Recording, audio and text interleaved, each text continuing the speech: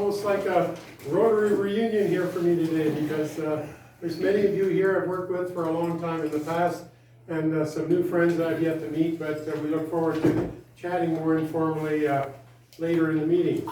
So today I've been asked to share a little bit about Rotary's founding contribution with the United Nations, a little bit about how the UN works, a little bit about how you can get engaged in working to support the United Nations Sustainable Development Goals. And I'm always asked what some interesting stories I have from behind the scenes at the UN, so I'm going to share some of those too. So if we can carry on, Malcolm. You know, many of you may know that it was 49 Rotarians who sat in San Francisco at a conference in 1945, which established the charter and the structure of our United Nations. I think that fact is well known in the Rotary history books, but a lot of you may not understand how we got there to begin with. And that goes back to the 1930s, when a Rotarian in Nashville, Tennessee, came up with the idea of International Institutes of Understanding. And over the period of years, that organization and that effort of Rotary grew to be a substantial worldwide initiative. And so when Winston Churchill and President Roosevelt were talking about the idea of forming something like the United Nations, they said, you know, Rotary is already doing a lot of what we hope the UN might do. We need to really make sure that they're at the table to help us, because they've already put traction to this concept that we're looking for. So that's kind of how Rotary got invited to begin with. So long before the meeting in 1945, Rotarians did some homework. So for the 2 or 3 years prior, they went out to the Rotary world, and all Rotarians at the grassroots level in the clubs, at the district levels, and international leaders were asked to submit their ideas and input. What did they want Rotarians to do and say at the meeting that might form the United Nations? And it concluded with a global summit of Rotarians in a place called Dumbarton. So a year or two prior to the actual formal meetings, Rotary created this document, and it was basically, what can Rotarians do following Dumbarton Oaks? And Dumbarton was the location where they had the meeting. So we went to those meetings fairly well prepared with our homework done. A second document you'll see in the history books is called From Here On. And so after the Charter of the UN was created, by the way, the first draft of the Charter of the UN, would you guess, was written by a Rotarian? Would you believe that the land deal to negotiate for the headquarters in the United Nations in New York, that land deal was negotiated by 3 Rotarians?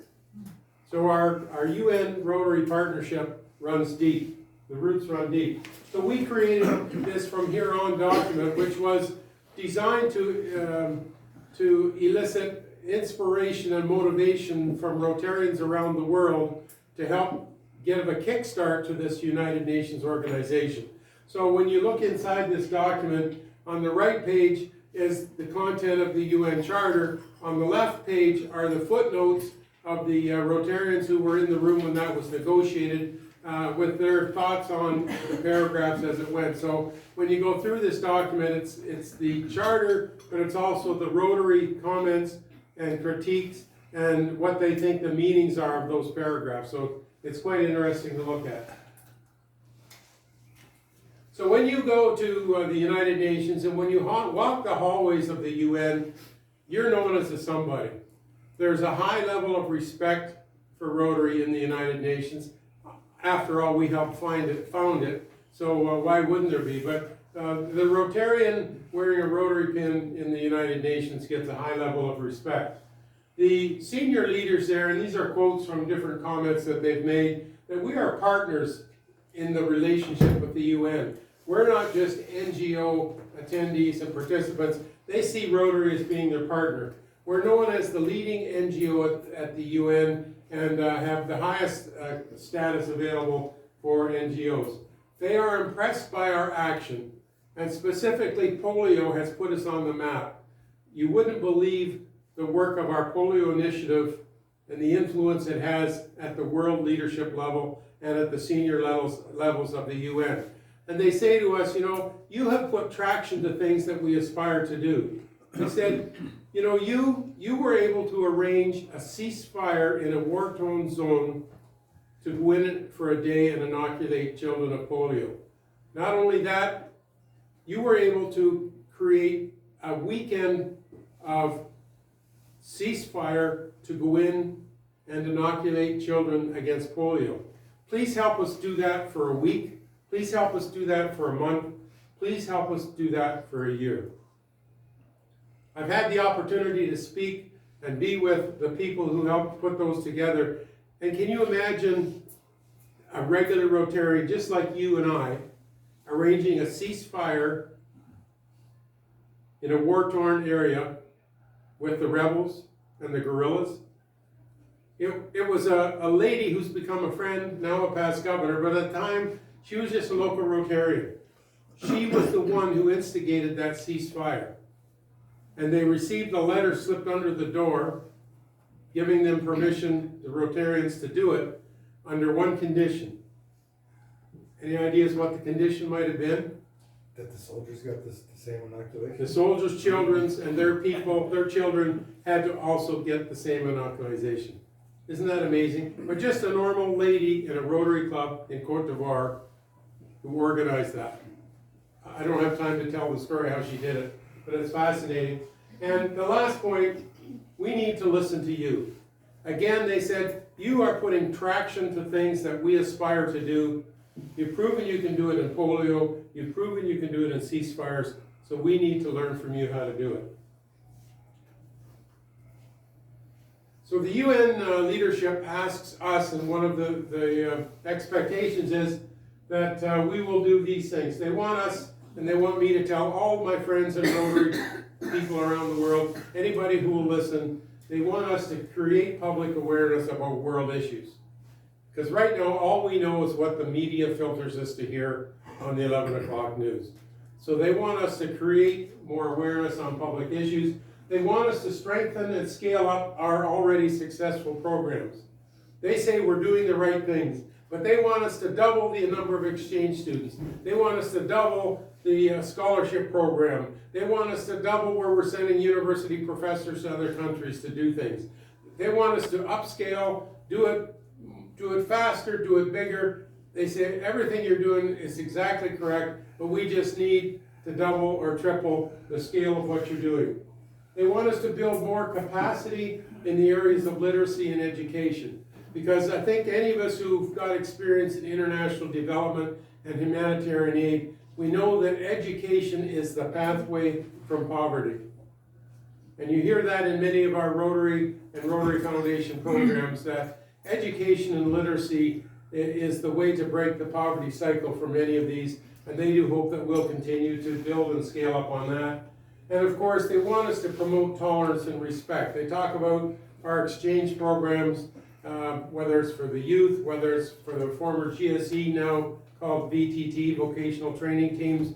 They want us to grow and promote the international goodwill and understanding through our exchange programs, through the Rotary Network all around the world when we go to our Rotary International Conventions or we travel abroad through our Rotary Friendship Exchange. And really, I think we underestimate, in at least their view, the importance and the power of our Rotary Network. There's no other organization, there's no other company that has branch offices in over 200 countries around the world with 1.4 million members.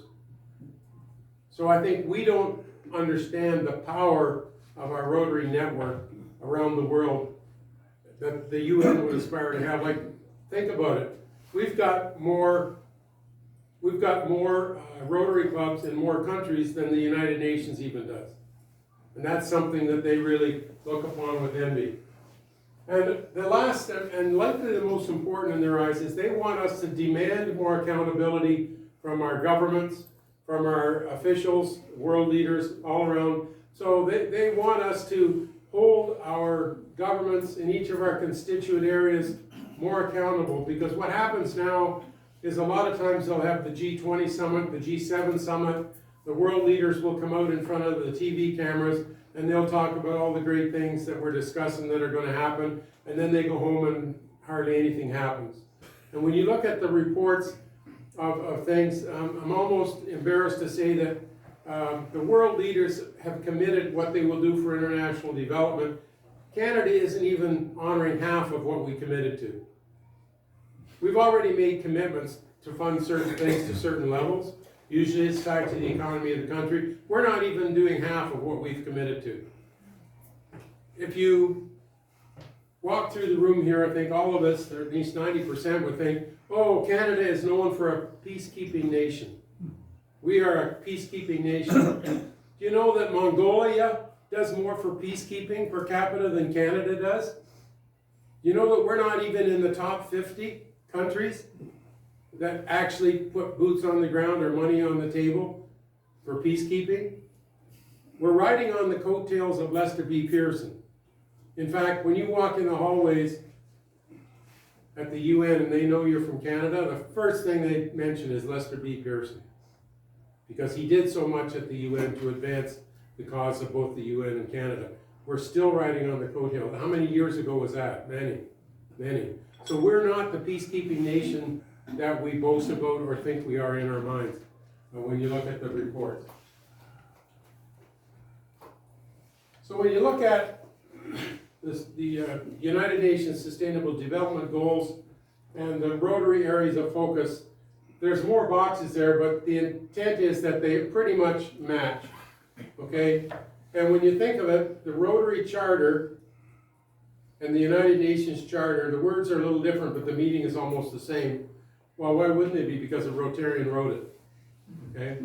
So our goals and our objectives and what we want to do to make the world a better place, we're closely aligned in our purpose, okay? We have the goals that are both in mind for both of us. So what do we do at the Rotary International level with regard to our Rotary UN partnership? So at the RI level, with the RI president, the RI directors, our foundation trustees, we're all working together with these, what we call UN affiliate organizations. So all of these that you see are under the umbrella of the United Nations. So at the global level, we're trying to work with them to make the sum bigger than our parts, okay?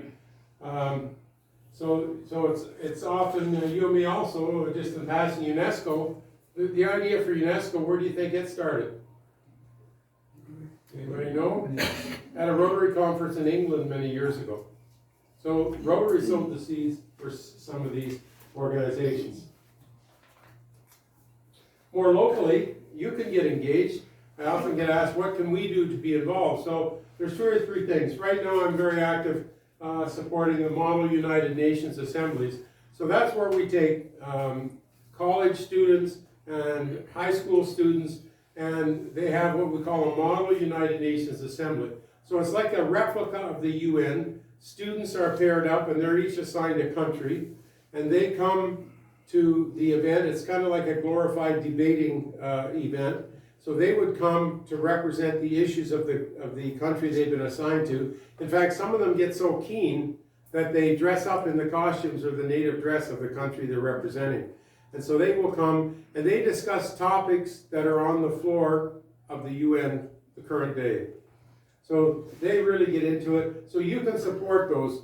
You can get involved in helping high schools locally provide these. Some are doing it online. I'm often asked to participate as my schedule allows.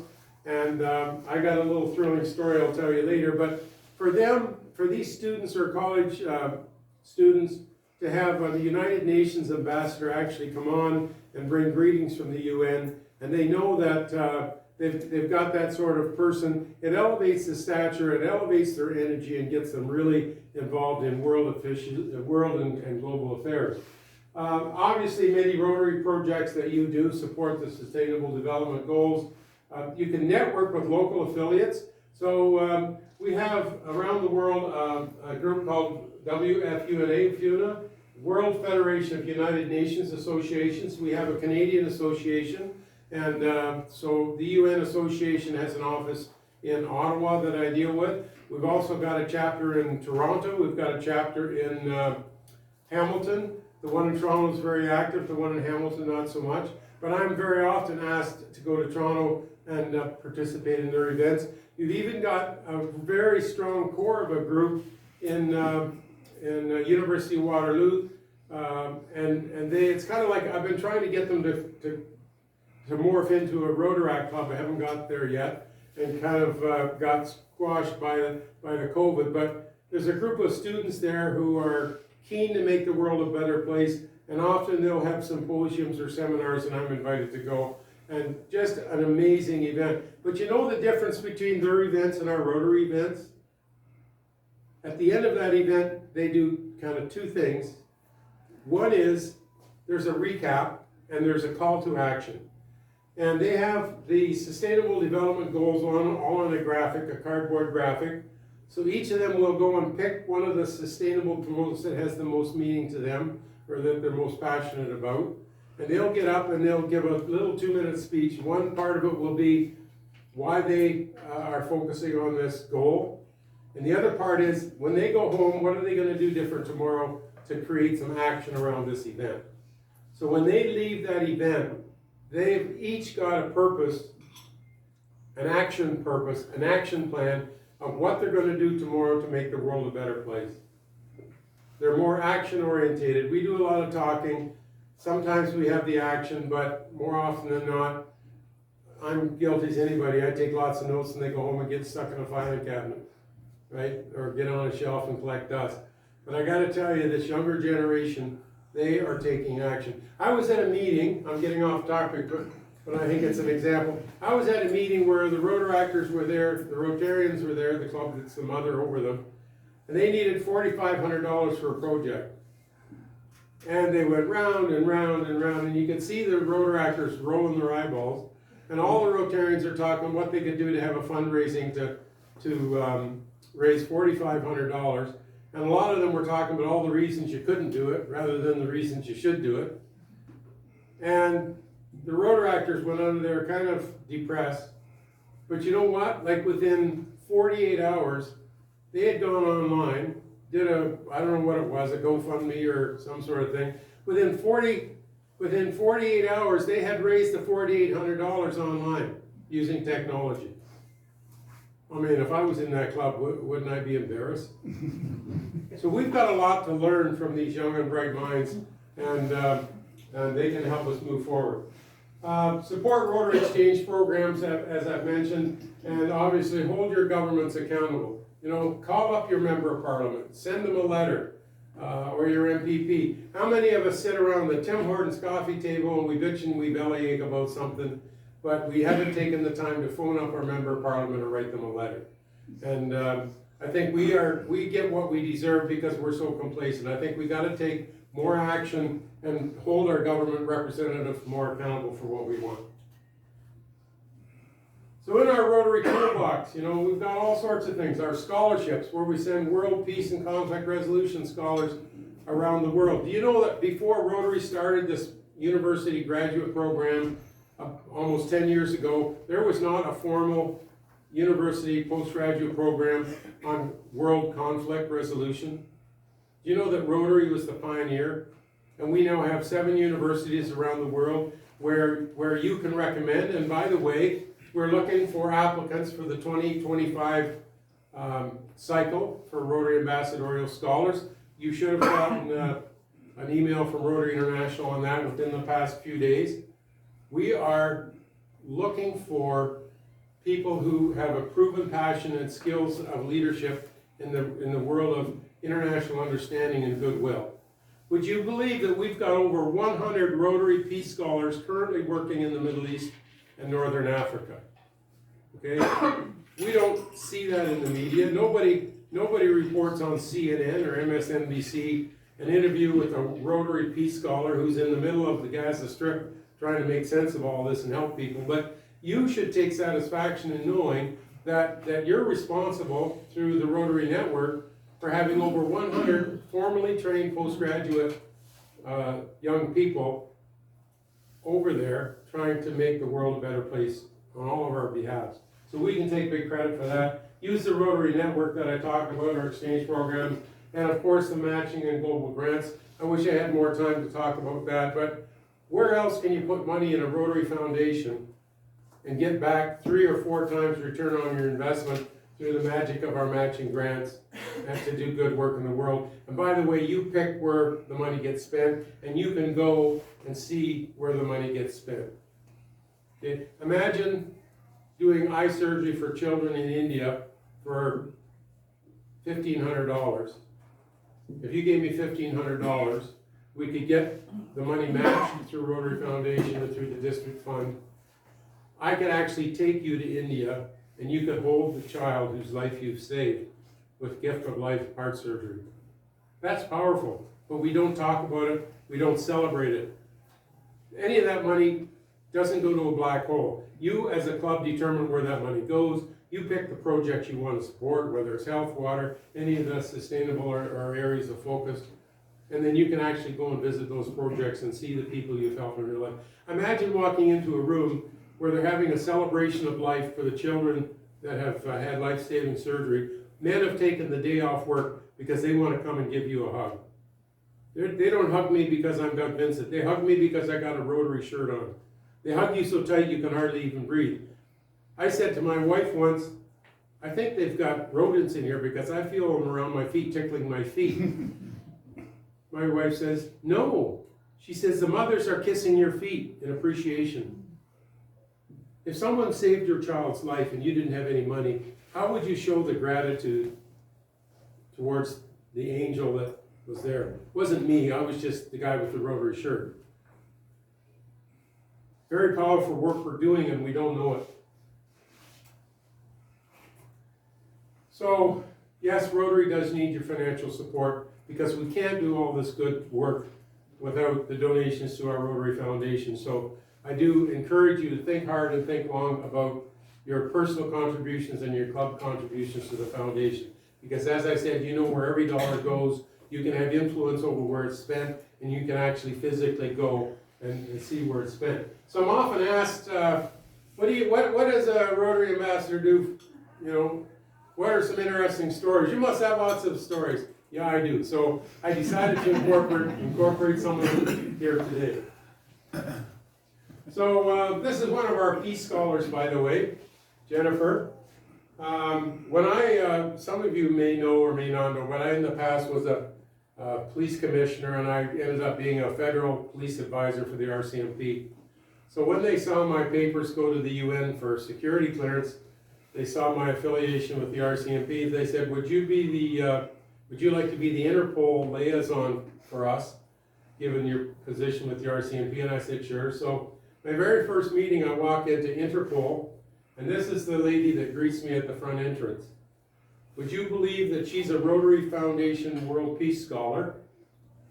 Would you believe that through the years she's progressed, and she's now the Director of Human Smuggling for the world for Interpol?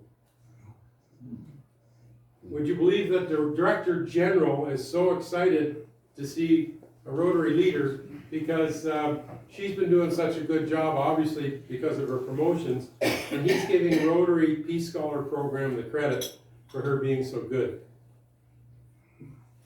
Would you believe that we negotiated a deal with him? He was wanting to get an FBI person in his office, assigned to his office, and an RCMP officer assigned to his office. So, would you believe that RCMP agreed to give him a full body in his office? Would you think that the RC or the FBI wouldn't have done the same? No, they only allowed half of a person in his office. So that made me a hero being part of the RCMP and being part of Rotary. And when he came to Ottawa to sign the memorandum of understanding for that, they took him out to the horse farm where they have the musical ride horses. They got him all dressed up in an RCMP red serge, put him on a horse and took a really nice picture. Would you believe that that's on his desktop picture in his office?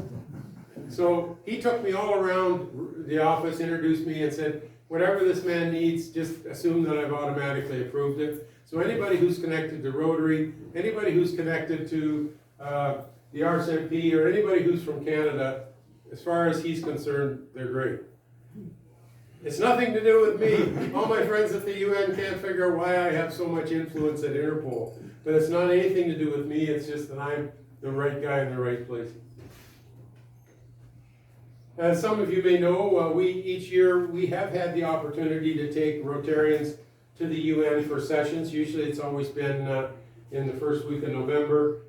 It's been suspended since COVID. We're trying to get it going again, but each year we do have the opportunity to take guests at UN sessions.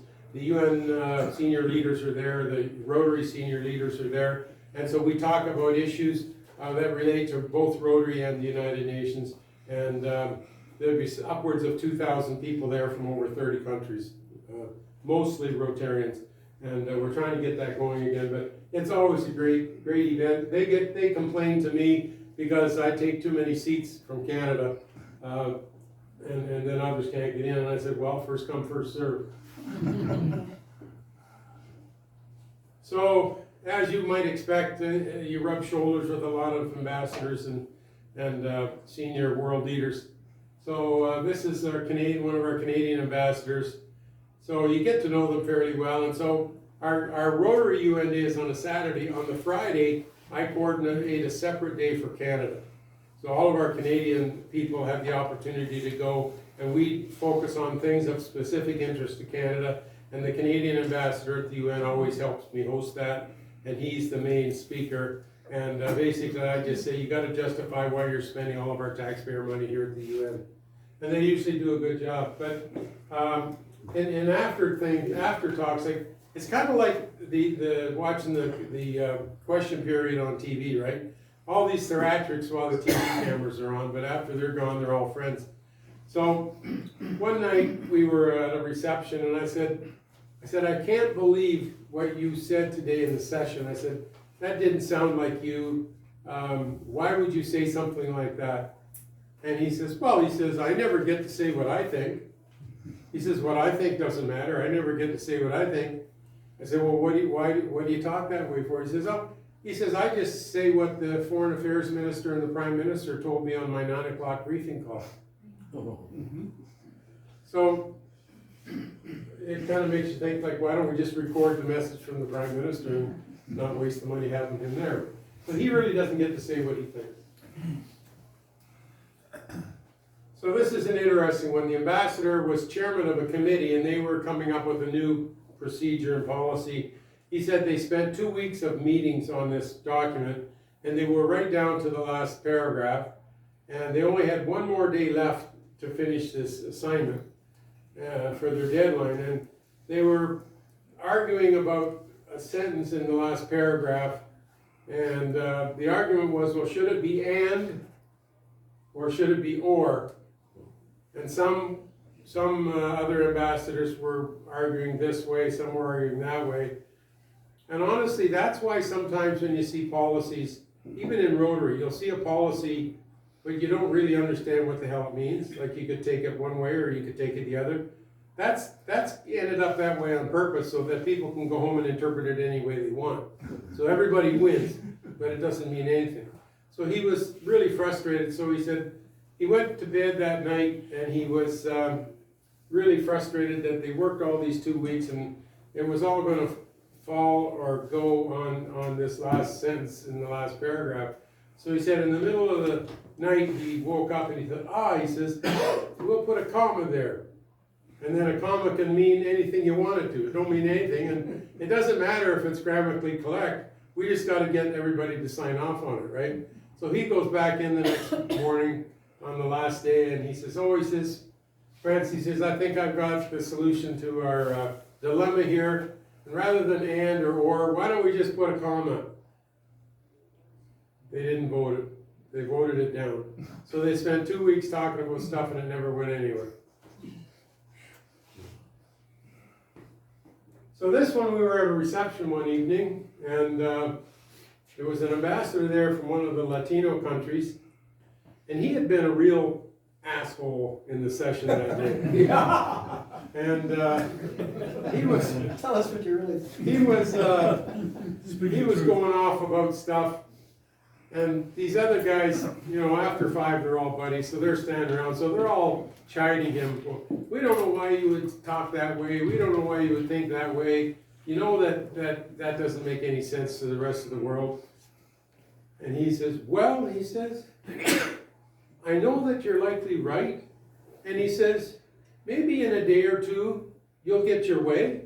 But he says, you know, in the meantime, my people need to see me doing my job. Because the media was there, and they were reporting back to his country on what he was doing and what he was saying. And yet he knew all along that within a day or two he was going to have to cave. But just kind of a strange sort of story. This one here, if you have something, you always got something in your Rotary experience that kind of stays in your heart. This has to be one for me, in addition to the women kissing my feet in India. So I was in the Philippines for one of these model United Nations assemblies. And the thing in fact, I was just at it last week on Zoom. So well organized, and they just put so much energy into it. So at the end of the day, the coordinator came to me and said, "Sir, here are all the resolutions that were passed today at the UN Model Assembly by the students. And we would be so pleased if would you be able to get these delivered to the United Nations?" And I said, "Yeah, sure." So I took the envelope and went home, and I thought I'd send it in, you know. Then I got thinking, well, if I just mail it in, it's just going to sit somewhere. Nothing will happen. And I knew I had a meeting in 2 or 3 months, so I thought when I go down, I'm going to take that envelope with me, and I want to present it in person. So I went to the meeting. I had my envelope with me in the briefcase. I made sure I left it in the same envelope so they would recognize it. And so the coordinator of the session said, well, the UN has a policy not to receive gifts because they don't want to show favoritism. So she said you couldn't present it in the formal program, but she said when we break for lunch or for coffee, there would be nothing wrong with you going up and presenting it informally. So that's what I decided to do. I had a friend all ready to go and take some pictures. So I go up to the front, and we've got, at the time, the RI president and the deputy secretary general there. So I asked them if I could present this. They said, sure. And so we're going to take a photo. Well, of course, I was lining us up behind on a wall, right? And just as we were getting ready to do that, along came the official United Nations photographer. And she said, do you want me to help you with the photo? And I said, well, sure, that would be very kind. She said, well, could I suggest that you turn and have the assembly hall over your shoulder, so then it gives some context as to where you are. And I said, fine, you're the expert, let's do it your way. So she took this photo and of course sent me a picture of it. And would you believe about 2 weeks later, this photograph appears on the front page of the United Nations website. So of course I sent the link back to the coordinator and the high school principal in the Philippines. Oh my goodness, once they saw that, they think I'm God now. It just gave such a boost to that whole program and to those students to think that their work and their effort and their resolutions made a difference. Lastly, my wife, those of you who know Grace, she's a retired dentist, but she also does a health and wellness television show. And the UN has their own TV studios there, so because of our affiliation there and our work there, they allow her to use the UN TV studio. So she's been there and taped some shows, and on the left is a friend of ours, actually a Rotarian ambassador as well, Bill Miller from Kentucky, and she was able to do an interview with Bill, and he's chair of the United Nations Global Affairs TV show. So he said it was the first time, he usually does the interviewing, it was the first time he'd actually gone through an interview, so that was kind of a fun thing. So one time I get invited, I get an email from, this was Ban Ki-moon, the Security Secretary General, to go to his place for dinner after one of our Rotary meetings. So I thought, oh, that's nice. So I go on and I try and Google map where this location is, because I'm expecting it's going to be at a big banquet center or a hotel ballroom. I'm expecting to be like 1,000 people there. And I couldn't find it. And so I emailed back to his executive secretary and said, I must have my wires crossed because I can't find this location. She said, it's not a location, sir. You're invited to his private home. And I said, oh, okay. And she said, this is the address, just go. So we went, and so there was only about 10 of us there. So I felt so fortunate to be invited to the personal home for dinner with Ban Ki-moon. And so this is his living room on the right photo where some of us are socializing. He has a private office in his home on the left, and we were allowed to go anywhere. And so I was sitting in his, behind his desk there, we were joking around, and he goes by Moon. So Moon's wife comes and she sticks her head in. Oh, she says, I see we have a Secretary General in training. So that was kind of fun. And of course, last year was the 75th anniversary of the United Nations, and I was busy doing a little traveling, but mostly on Zoom. I'd be in like 3-4 different countries every day, and I seem to be the main guy that does the UN speaking, because I'm the floater. The rest have assignments at the cities where we have UN facilities. So because I don't want to go to New York other than maybe 2-3 times a year, I'm usually the one they send to speak at the event. So that's just a recap of that. And as I said earlier, lots of friends, lots of ambassadors and diplomatic friends. In fact, some of the UN ambassadors call me and say, hey, I'm going to be retiring. Canada is really nice. Where do you think I should go? Because apparently with their diplomatic status, they can come to Canada and retire with very little effort. And so they all aspire to be connected or even retire in Canada. So we're pretty lucky. So that's the story of Rotary at the United Nations.